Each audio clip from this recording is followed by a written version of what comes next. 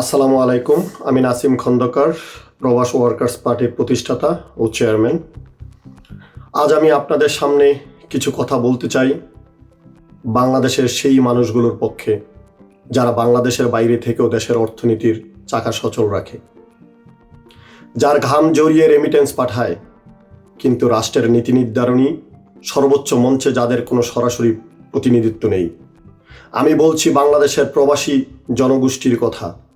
বন্ধুগণ, 1972 সালে স্বাধীনতার পর প্রণীত বাংলাদেশের মূল সংবিধানে প্রথমবারের মতো 15টি সংরক্ষিত নারী আসন রাখা হয়।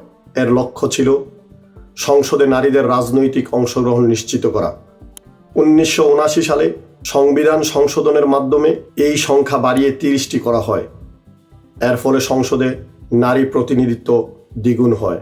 কিন্তু 1987 সালে এই সংবিধান বাতিল হলে 1988 সাল থেকে 1990 সাল পর্যন্ত চতুর্জাতীয় সংসদে একটিও সংরক্ষিত নারী আসন ছিল না, যা ছিল আমাদের সংসদীয় ইতিহাসের একটি বড় শূন্যতা।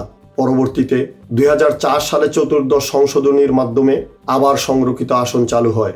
এর সংখ্যা নির্ধারিত হয় 45টি।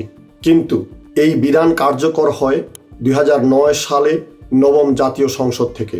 এরপর 2011 সালে পঞ্চদশ সংশোধনীর মাধ্যমে সংরক্ষিত নারী আসন বাড়িয়ে 50টি করা হয়, যা আজ পর্যন্ত বহাল আছে।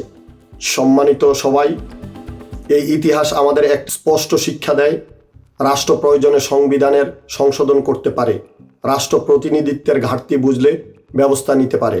আজ আমি সেই একটি যুক্তিতেই একটি ন্যায্য দাবি তুলছি।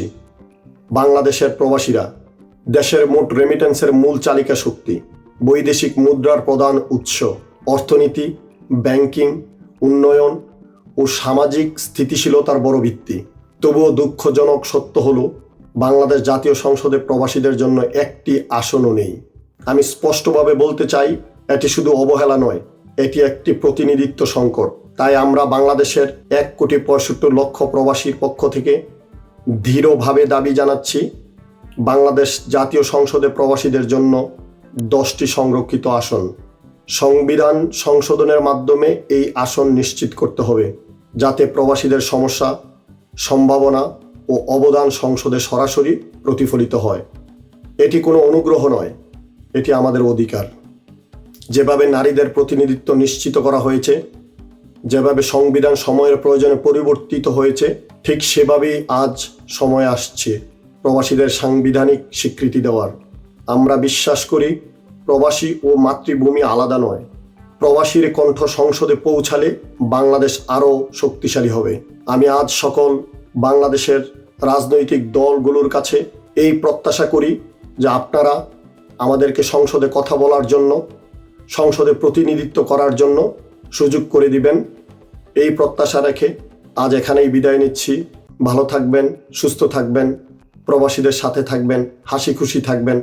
আপনার হাসি বদলে দিতে পারে প্রবাসীদের জীবন। ধন্যবাদ।